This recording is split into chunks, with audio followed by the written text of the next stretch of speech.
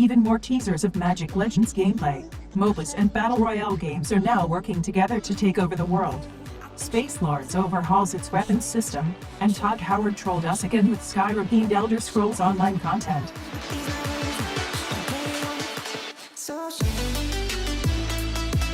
Welcome gamers, I am Grace, James Blonde's personal AI assistant.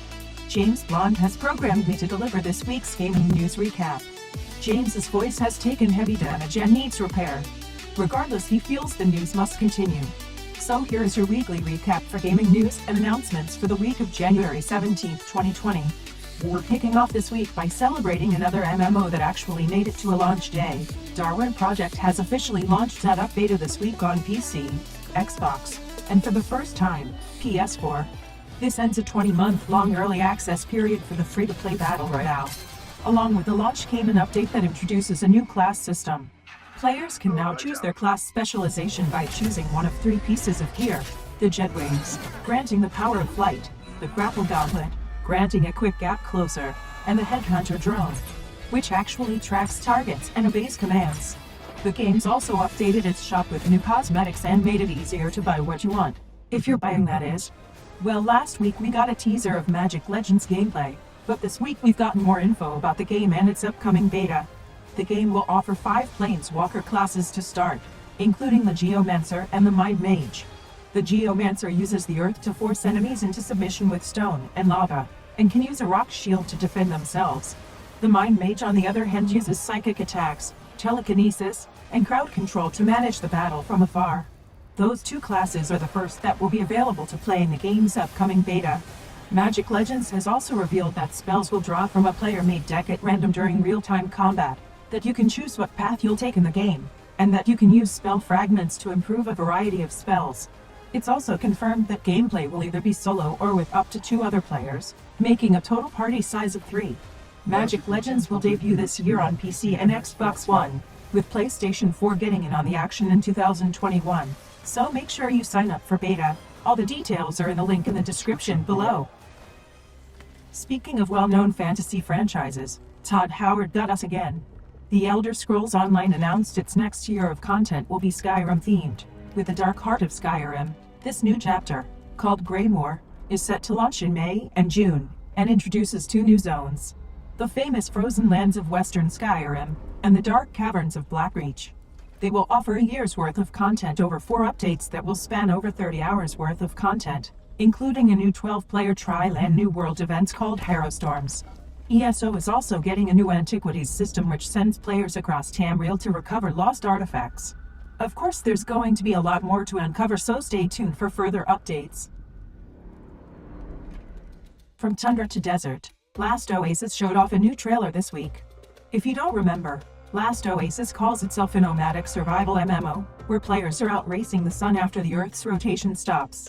This trailer focuses on 3 of the core gameplay themes: build, scavenge, and survive. There's still little new details beyond this footage, but even though I am a simple AI, it's impossible to deny this game looks amazing. Also showing off a new trailer this week is Hunter's Arena Legends, a MOBA mashup with Battle Royale and action RPG flavors thrown in.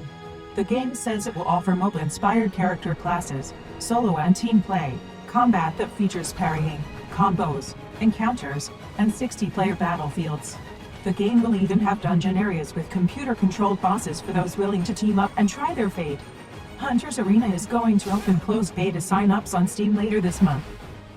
Speaking of MOBAs, Riot continued its promised week of reveals for League of Legends, and there's certainly a lot of stuff to unpack.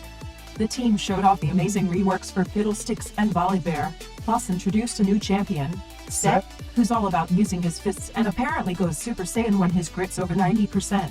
Mecha Kingdoms was revealed as the new event and skin theme, with tons of skins planned. In fact, the devs said they want to make it so that champion mains can count the time since they last got a skin in months, not years. That's a tall order for their R team. There's talk about changes to the rank system in the next season, development around autofill parity, and the promised release of Clash Mode.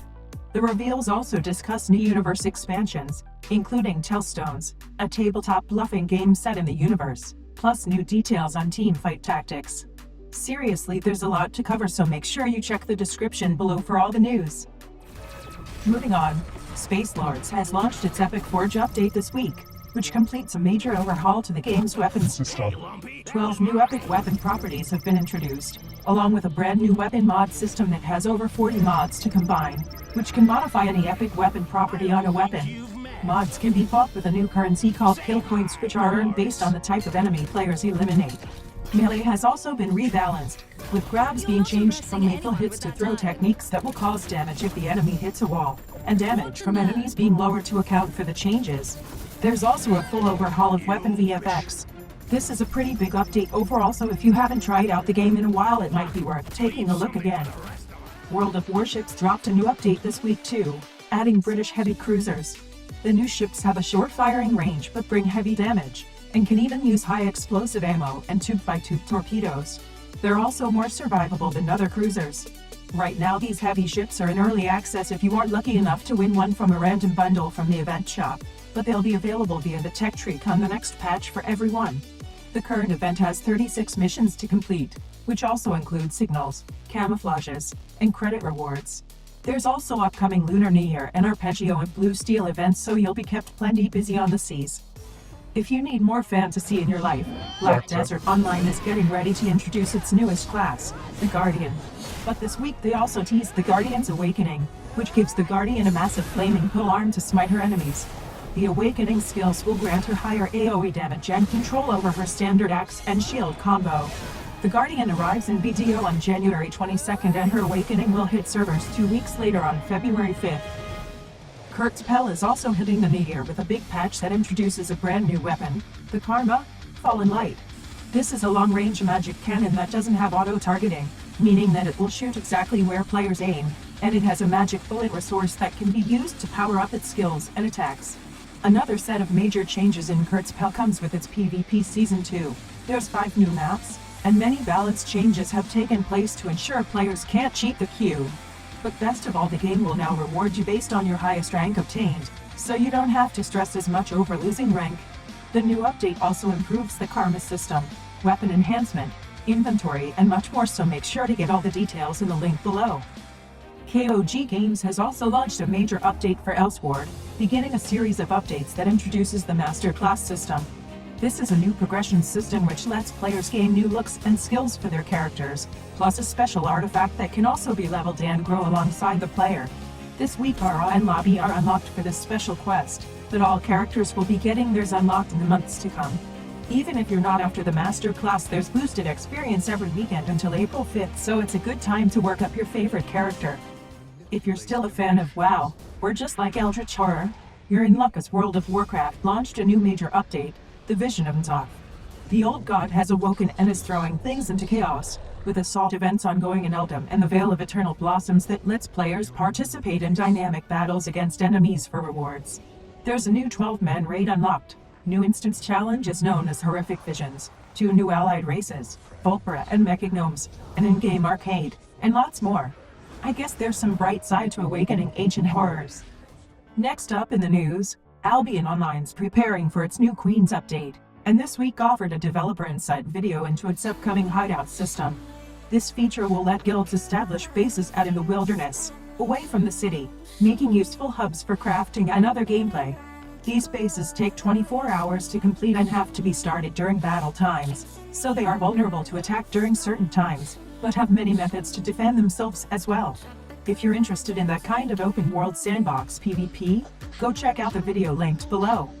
And finally, if you're looking for something new to try this weekend, check out Pandemic Express. As publisher Tiny Build describes it so eloquently, it's like Left 4 Dead, if zombie swarms were player-controlled, on a large map with trains. Yeah, that's definitely a thing. Anyway, it went free to play on Thursday, and all cosmetics can be earned by playing in-game, so head on over to Steam and check out this zany shooter. That concludes all the major news and announcements for this week. For more information on the news topics, check the links provided in the description below. Feel free to discuss the news or even more news in the comments below, and don't forget to like, subscribe, hit the bell icon to get notifications, and share this video. But until next time, humans, that's going to be it for me.